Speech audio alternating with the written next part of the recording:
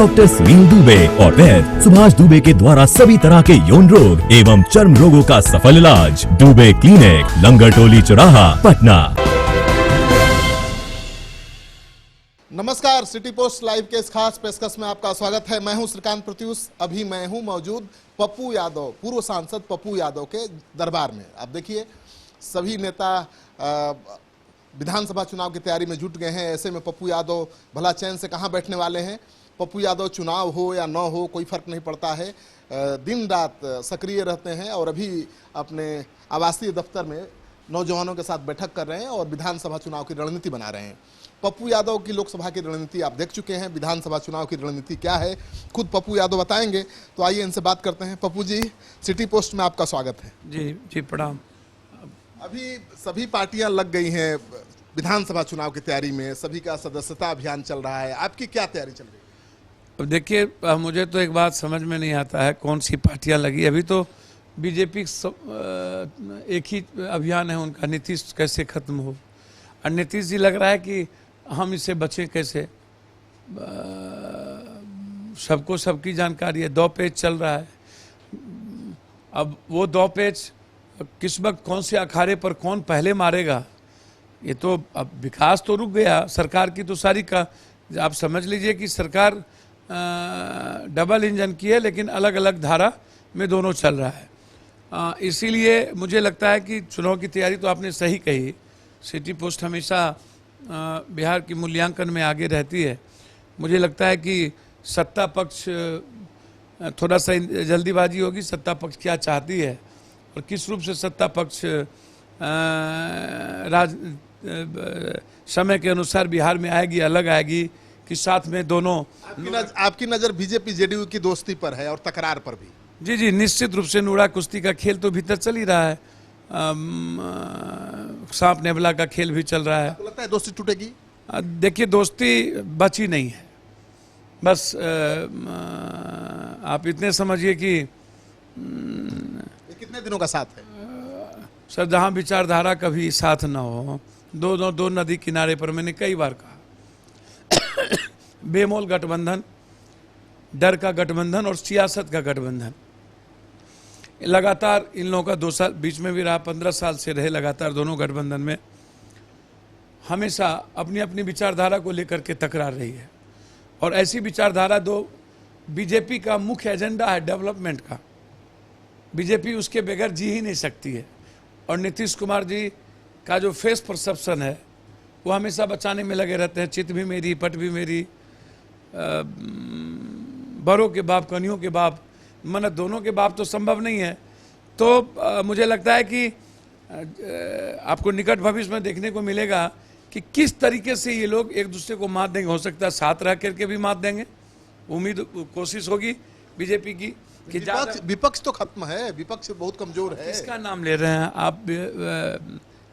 लालू यादव की जो राजनीति थी, लालू यादव जब राजनीति की शुरुआत विपक्ष कर्पूरी ठाकुर से किया था, और फिर उससे अलग अलग कई धारा बन गई। एक सामूहिक लीडरशिप, कलेक्टिव लीडरशिप की शुरुआत हुई थी और फिर अलग अलग धारा बन गई। अब विपक्ष नाम की चीज़ है। लालू यादव जी ने जो व्यापक रूप से एक सामाजिक संदेश था, सामाजिक न्याय की बातें थी, सौहार्द की बातें थी, उसमें सभी लोग थे। लेकिन जब खंडित होते चले गए, अलग अलग होते चले गए, कुनबा अलग अलग छोटा छोटा होता चला गया, तो सोशल इंजीनियरिंग में स्वीकृति चली गई।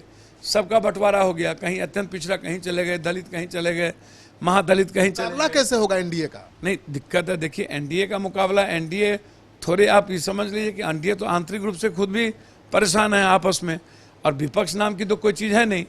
विपक्ष तो आप समझ ही रहे हैं कि खुद को बचाने के लिए छोटी छोटी बातों में, जिस घर में अब एमपी के चुनाव में कहावत है कि 68 करोड़ 44 करोड़ रुपया लिया गया हो, सारे सीटों को की बार्गेनिंग हुई हो, और उस बंटवारे को लेकर भी घर में महायुद्ध हो, महाभारत हो, और एक तरफ एक घर की बच्ची को भी सुरक्षित हम नहीं रख सकते हो, उसका रेस्पेक्ट नहीं। अरे भाई, हर घर में नहीं बनता है। हम आराम से किसी बच्चियों के रेस्पेक्ट को और उसके जीवन को हम जिस तरीके से उन्होंने आरोप लगाया कि कितना टॉर्चर उस घर में हुआ है, की गई है उनको, उनके पिता ने बहुत कोशिश की, लालू यादव ने भी, पिता ने भी कोशिश की, लेकिन उस घर में उसकी माँ ने, उसके बच्चे ने, बहन ने किस तरीके से टॉर्चर किया है, उससे साफ है कि जिसको एक बच्ची की जीवन और सम्मान का बोध ना हो, उसको समाज में और राजनीतिक जीवन में,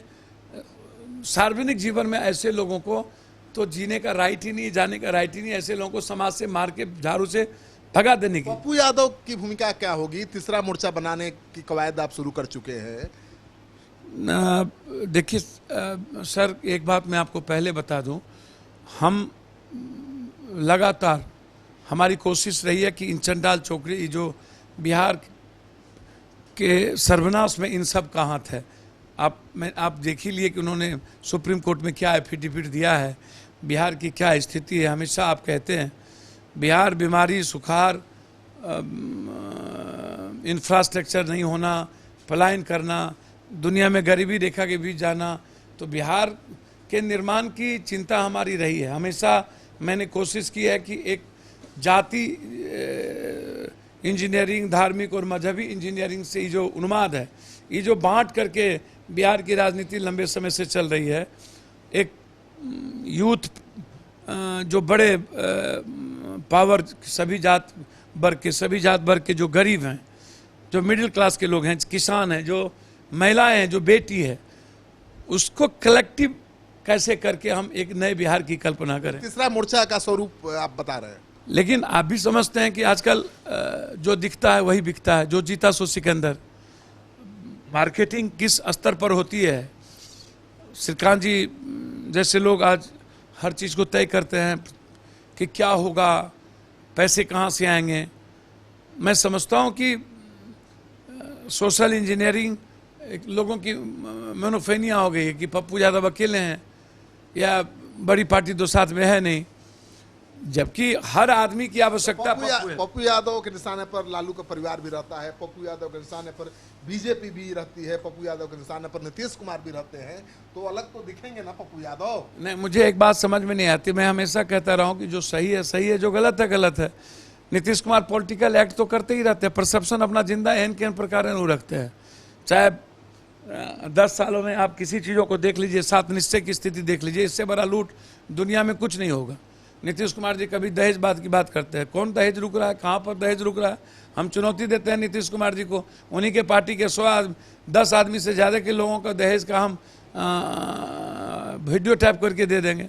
और तीसरा मोर्चा बताइए स्वरूप क्या हो? मैं वही बात कह रहा हूँ, तो कुछ परसेप्शन तो हम नीतीश कुमार जी के बारे में आपने कहा, तो मैंने कहा कि नीतीश कुमार जी हमेशा शराब करते हैं और शराब हर घर में है। तो बिहार हम गाली नहीं देते हैं, जो सही है, नीतीश कुमार अच्छे हैं तो कुछ चीज़ों को अच्छे भी कहते हैं। अब लालू यादव जी के बाद राजद का क्या औचित्य है, राजद उस परिवार का क्या औचित्य है। अनुकंपा पर जबरदस्ती आप दिल्ली से ला करके किसी को बैठा दीजिए, किसी को मुख्यमंत्री बना दीजिए, किसी को थोप दीजिए, तो वो अलग बात है। कोई संघर्ष का, कोई विचारधाराओं का कोई पहचान तो है नहीं, बस पहचान लालू यादव की थी और लालू यादव को खुद ही मिटा दिया। तो लालू यादव के बगैर राजद का तो कोई औचित्य है नहीं, था भी नहीं, रहेगा भी नहीं। और जिस तरीके से चाल चरित्र देखा गया है चुनाव से लेकर के अभी तक, जिस अहंकार के रूप में सब कुछ में पैसा, money will must first just, आ पैसा, खा पैसा, हो पैसा, पैसा पैसा, ईगो में एक को हम द्वितीय नास्ती, सबको नाश कर दो। हम तेजस्वी की तरफ आपका इशारा है? भैया सबको पता है कि कितना नंगा खेल चला है पैसों का सब जगह, और अपरिपक्व लोगों, कुछ ऐसे लोगों को ला करके तोपखान बनना, और जो मजबूत और अच्छे लोग थे उसको गाली देना और उसको समाप्त करना, आपस में ही कांग्रेस को समाप्त करना। हम तो चाहते हैं कि कांग्रेस नेतृत्व करे। कांग्रेस ने पीड़ा देखी है, कांग्रेस ने दंश झेला है बिहार में, और आज कांग्रेस के तरफ सभी लोगों की दृष्टि है।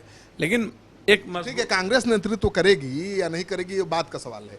इस गठबंधन में तीसरा मोर्चा में कौन कौन पार्टियां रहेंगी, अभी संभावना क्या दिख रही है? आप मांझी से मिल चुके हैं, आप कन्हैया कुमार से मिल चुके हैं, और किससे मिलना बाकी है? नहीं, मुलाकात जहां तक बात है, हम तो कांग्रेस से भी उम्मीद करते हैं, कांग्रेस से भी बात करते हैं। रंजीत रंजन जी कांग्रेस में हैं, हम तो चाहते हैं कि कांग्रेस बिहार में मजबूत हो, लेकिन हम जो एक तीसरे मजबूत विकल्प की आज आवश्यकता है इस बिहार में, एक मजबूत आवाज़ की आवश्यकता है। उसमें मैंने कई बार कहा कि बुजुर्गों का होश और उसकी जो जमात है, उसके साथ एक युवाओं के जोश के साथ हमें नई सामाजिक क्रांति, एक आर्थिक क्रांति, एक ऐसी क्रांति स्वर्णिम भविष्य को लिखे। तो कौन लीड करेगा? तीसरा मोर्चा कौन लीड करेगा? नहीं, लीड का तो कोई एक बात मैंने कहा नहीं। मैंने कल भी मांझी जी से मुलाकात की कि जो लगातार गैंग रेप है और जो हालात हैं, कमज़ोर और गरीबों के बच्चों के ही गैंग रेप हो रहा है। कटिहार गए, फारबिसगंज में मार दिया गया 2-2 बच्चों को। हम लोग कैसे आगे बढ़ें? हम लोग मौन क्यों हैं? क्यों नहीं एक प्लेटफॉर्म पर आकर इस बिहार की जो हालात और स्थिति है उसको लेकर आगे बढ़े? मांझी ने क्या कहा? नहीं, निश्चित रूप से मांझी जी ने कहा कि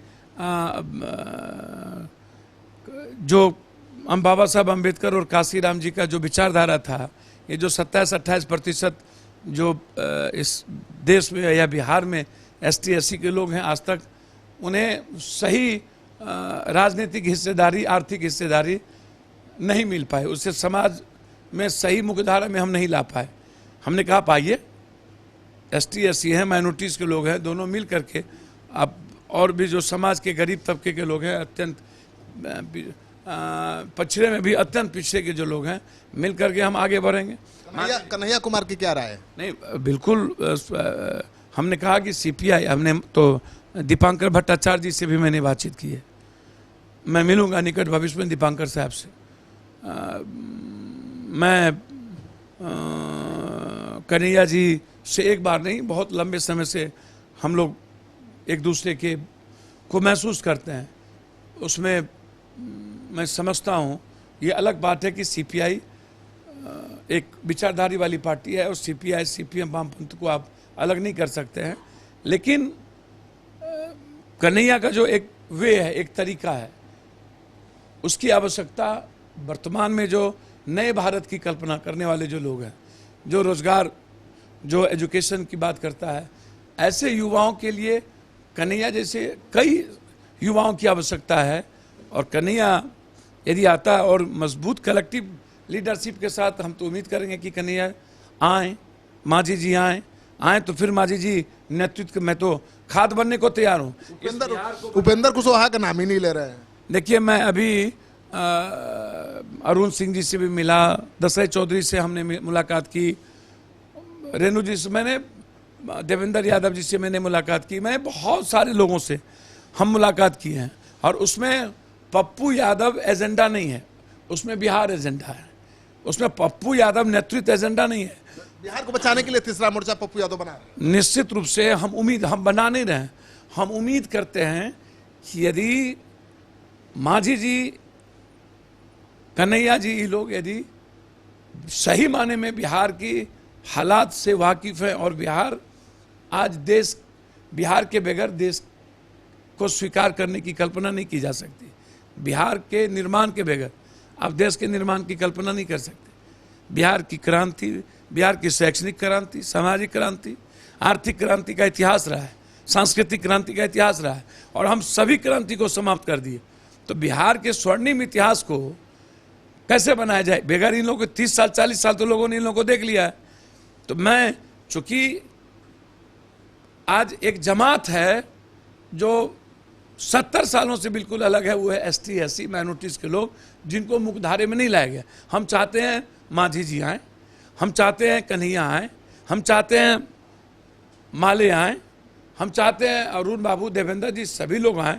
लेकिन यदि मांझी जी आते हैं तो मेरी सीधा व्यक्तिगत राय है अभी, क्योंकि चूंकि गठबंधन का फॉर्मेशन नहीं हुआ है, लेकिन मांझी जी आते हैं तो मैं ST-SC और माइनॉरिटीज़ और अत्यंत पिछड़ी जातियों की हिस्सेदारी मैं चाहूँगा कि मांझी नेतृत्व करे और दलितों को राजनीति की मुख्यधारा में ला करके पप्पू यादव एक नई बिहार की कल्पना कर सकते। नीतीश कुमार से उम्मीद करते हैं कि तीसरा मोर्चा का या विपक्ष की भूमिका में आ सकते हैं। देखिए, नीतीश कुमार की जरूरत देश की विपक्ष भूमिका में है। 15 साल नीतीश जी रह चुके हैं, बहुत एक्सपेरिमेंट उन्होंने खुद किया है, देखा है। अब लोग एक ही तरह के सब्जी दाल भात को खाते खाते, अब ठीक है, आप सोशल इंजीनियरिंग में माहिर हैं और बेचने में भी माहिर हैं, खरीदने में भी माहिर हैं, आपका कोई जोर नहीं है, तो आपके पास इंस्टॉलमेंट भी है, सब कुछ है, तो आप आज पहलवान है। लेकिन मोदी का जवाब वही दे सकते हैं नीतीश कुमार। नहीं, मुझे लगता है कि मैं मोदी के जवाब की बात नहीं करूंगा, किसके जवाब किसका नहीं, किसी से कंपैरिजन मैं नहीं कर सकता। वक्त मोदी जी को जवाब देगा, नीतीश कुमार या पप्पू यादव ने। जवाब तो वक्त देता है किसी को, चेहरा होना चाहिए ना कोई। निश्चित रूप से वक्त चेहरा भी बना देता है, बिहार में भी चेहरा बना देगा वक्त। आप उसकी चिंता आपकी है बिहार को लेकर के, सिटी पोस्ट की और श्रीकांत जी की। आप जैसे, हम उम्मीद करेंगे कि आप जैसे जो पत्रकार है वो भी आए, हम आपको लेकर के भी आगे बढ़ना चाहेंगे। आप जैसे लोग नहीं आएंगे तो राजनीति नहीं होगी। आम आदमी पार्टी में सभी पत्रकार आए कि नहीं? आज हम आह्वान करते हैं आपके माध्यम से कि कुछ पत्रकार, कुछ रिटायर्ड जज, कुछ रिटायर्ड IAS इस फ्रंट के साथ आए। कल जो जिस तरीके से बैंकर्स ग्रुप मारता है, एक DIG को मारता है, उसके बच्चों को मारता है, IG को मारता है, बच्चियों को उठा के ले जाता है। आज नए बिहार की जरूरत सभी लोगों ने महसूस किया है, सभी लोग। तो इसीलिए हम उम्मीद करते हैं कि हमारे साथ श्रीकांत प्रत्युष जी भी हों, हमारे साथ अन्य बड़े परिवर्तन करने वाले जिसके भीतर आग है, जो पत्रकार वो भी हों। तो हम लगातार, मैं चाहता हूं, और इस जो जिस बिहार के निर्माण में मैं उम्मीद करता हूं, उसमें मैं यह जरूर चाहूँगा कि मांझी जी आएँ। मांझी जी यदि कहते हैं कि मैं काशीराम या अम्बेडकर के सपना को, तो उन्हें बिहार जो हालात है उसके लिए उनको बाबू वीर कुंवर सिंह की तरह आना पड़ेगा।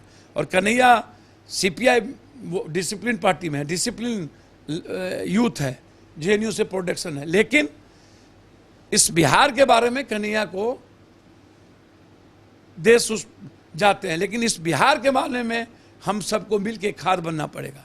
एक नई संभावना, एक संकल्प के साथ यदि पप्पू यादव, कन्हैया ऐसे लोग, यदि हम आगे बढ़ते हैं बिहार को बचाने में और एक मजबूत नेतृत्व सामने देते हैं और कलेक्टिव विचारधारा के साथ चलते हैं, तो निश्चित रूप से 30 साल जिसने माफिया राज, जंगल राज दोनों का निर्माण किया और सीक्वेंस ही बना, इन किसी का जात धर्म पर, उन्माद पर बगैर इसके नहीं बना, तो हम एक नए विकास, नए रिफॉर्म, नए बिहार के साथ बिना जाति धर्म के आगे बढ़ना चाहेंगे और मजबूत विकल्प देंगे। क्योंकि विपक्ष नाम की चीज़ खत्म हो गई।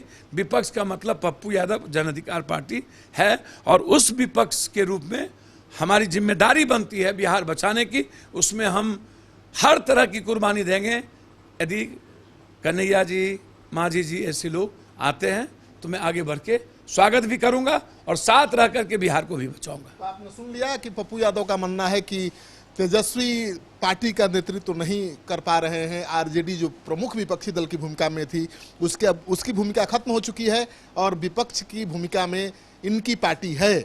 और इनकी पार्टी चाहती है कि बिहार के तमाम समान विचारधारा वाली पार्टियां एकजुट हो जाए, ताकि जंगल राज से मुक्ति मिलने के बाद जो माफिया राज कायम है बिहार में, उससे बिहार के लोगों को मुक्ति दिलाया जा सके। पप्पू यादव के इस दावे में आपको दम दिखे तो इस वीडियो को खूब दोस्तों के साथ शेयर करिए। अगर आपने अब तक हमारा चैनल सब्सक्राइब नहीं किया है सिटी पोस्ट, तो जरूर कर लीजिए। आपका सहयोग समर्थन लगातार मिल रहा है, उसके लिए बहुत बहुत आभार, धन्यवाद। क्या आप जानते हैं कि घर बैठे आप अपनी स्वास्थ्य समस्याओं का सॉल्यूशन पा सकते हैं सॉफ्ट केयर मोबाइल ऐप के द्वारा। अधिक जानकारी के लिए आप संपर्क कर सकते हैं। हमारे फोन नंबर्स हैं 9472981111, 9472982222। Soft care app, solution at your finger tips.